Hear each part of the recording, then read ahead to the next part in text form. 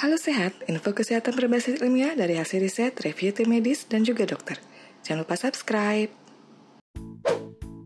Meskipun psikologi sudah berdiri sebagai satu cabang ilmu yang usianya lebih dari 100 tahun, namun ia tetap menjadi satu-satunya ilmu sosial yang paling muda dan paling sulit dipahami. Mungkin ini sebabnya mengapa psikologi masih bercampur dengan mitos dan kesalahpahaman. Banyak konsep psikologi yang dijadikan topik dalam obrolan santai, dan kebanyakan orang menjadi terbiasa menyederhanakan hal-hal yang tidak sepenuhnya mereka pahami.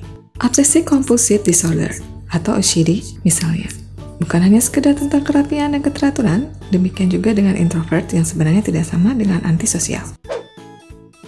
Introvert adalah salah satu jenis kepribadian yang ditandai oleh pilihan atas kehidupan pribadi dibandingkan dunia luar dan orang lain. Dibandingkan extrovert, orang-orang introvert lebih menikmati pengalaman-pengalaman yang bersifat sendiri, tenang, dan terkendali. Introvert bukannya takut atau tidak menyukai orang lain, dan mereka juga bukannya pemalu atau kesepian.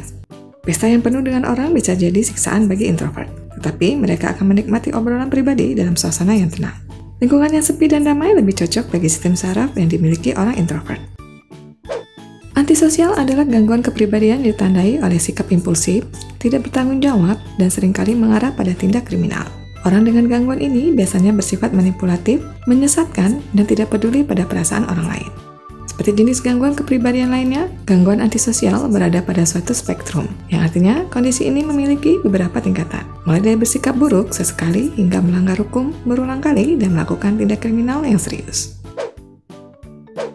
Orang dengan gangguan antisosial biasanya mengeksploitasi, manipulasi, atau melanggar hak orang lain, memiliki sedikit sekali kepedulian atau rasa menyesal atau kesulitan yang dialami orang lain, bersikap tidak bertanggung jawab dan menunjukkan ketidakpedulian atas sikap-sikap sosial yang dianggap normal, mengalami kesulitan membangun hubungan jangka panjang, tidak mampu mengendalikan rasa marah, hanya memiliki sedikit rasa bersalah atau tidak pernah belajar dari kesalahan yang dibuat, menyalahkan orang lain atau masalah-masalah dalam hidup mereka, dan melanggar hukum berulang kali. Orang dengan gangguan kepribadian antisosial akan memiliki riwayat gangguan tingkah laku di masa kanak-kanak. Misalnya bolos sekolah, menggunakan obat-obatan terlarang, dan sikap-sikap lain yang dianggap agresif dan mengganggu. Gangguan kepribadian antisosial biasanya berhubungan dengan lemahnya identitas, empati, tujuan hidup, dan kapasitas untuk membangun hubungan pribadi. Dari penjelasan tersebut, maka sudah jelas bahwa introvert dan antisosial adalah dua hal yang sangat berbeda. Berikut beberapa perbedaan di antara keduanya secara berdampingan. 1. Introvert adalah tipe kepribadian, sementara antisosial adalah gangguan kepribadian. Sifat atau tipe kepribadian didefinisikan sebagai suatu karakteristik yang bersifat tetap pada diri seseorang yang bisa menjelaskan konsistensi dalam tingkah laku mereka. Atau secara sederhana, introvert adalah suatu bagian dari diri seseorang yang membuatnya unik. Tidak ada sifat kepribadian yang bisa dikotak-kotakan sebagai baik atau buruk. Tetapi, orang antisosial adalah mereka yang telah didiagnosa mengalami gangguan kepribadian. Diagnosa ini ditegakkan berdasarkan beberapa kriteria dari pemeriksaan yang menentukan apakah ada sesuatu yang salah atau tidak dengan cara seseorang berpikir, merasakan, atau bersikap. 2. Perbedaan konstruksi pada otak. Berlawanan dengan anggapan umum, orang introvert sebenarnya suka bersosialisasi sama seperti extrovert.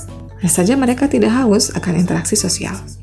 Sebuah teori menjelaskan bahwa hal ini terjadi karena extrovert memiliki frontal cortex yang lebih kecil, yang artinya mereka membutuhkan rangsangan eksternal yang lebih banyak dibandingkan introvert.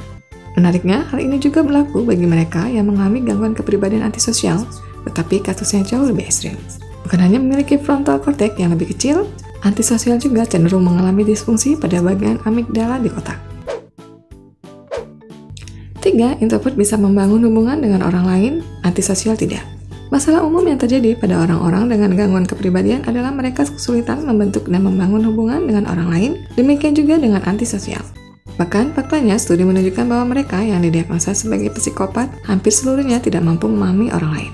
Mereka tidak paham konsep hubungan, tidak bisa berempati dengan orang lain, dan hanya memiliki tujuan untuk mengeksploitasi orang-orang di sekitarnya.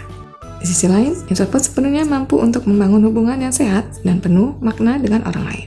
Mereka mungkin hanya memiliki sedikit teman, tetapi bukan berarti tidak mampu bersosialisasi.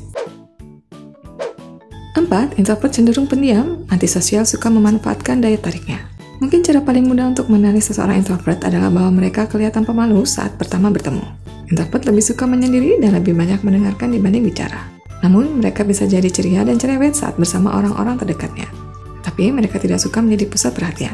Di sisi lain, orang antisosial bisa sangat ceria jika mereka mau. Mereka suka menggunakan pesona yang mereka miliki untuk memanipulasi orang-orang di sekitarnya untuk mendapatkan apa yang mereka mau. Antisosial bisa sangat berterus terang, merayu, dan banyak bicara saat mereka mau. Hal-hal ini tidak ada pada diri seorang introvert. 5. Introvert tidak perlu berubah, tetapi antisosial perlu pengobatan. Orang-orang yang didiagnosa mengalami gangguan antisosial perlu direhabilitasi atas kurangnya rasa penyesalan dan kepedulian atas hal-hal buruk yang mereka lakukan pada orang lain. Orang dengan gangguan antisosial cenderung berbahaya, bermasalah, dan melakukan kekerasan. Di sisi lain, tidak ada yang salah dengan introvert. Jenis kepribadian ini hanya berarti mereka lebih suka menghabiskan waktu seorang diri dibandingkan bersama orang banyak. Ini artinya mereka lebih sensitif atas hubungan mereka dengan diri mereka sendiri dibanding dengan dunia luar. Introvert membutuhkan waktu untuk menyendiri sebagai cara untuk mengisi baterai yang mereka punya. Meskipun kadang-kadang introvert tampak kaku atau canggung saat bersosialisasi atau terpisah dari dunia luar, tetapi mereka sama sekali tidak mengalami penyakit kejiwaan atau gangguan kepribadian. Demikian pembahasan mengenai perbedaan introvert dan antisosial. Bila sahabat halus sehat memiliki keluarga maupun teman yang introvert, jangan langsung mengecapnya sebagai orang antisosial.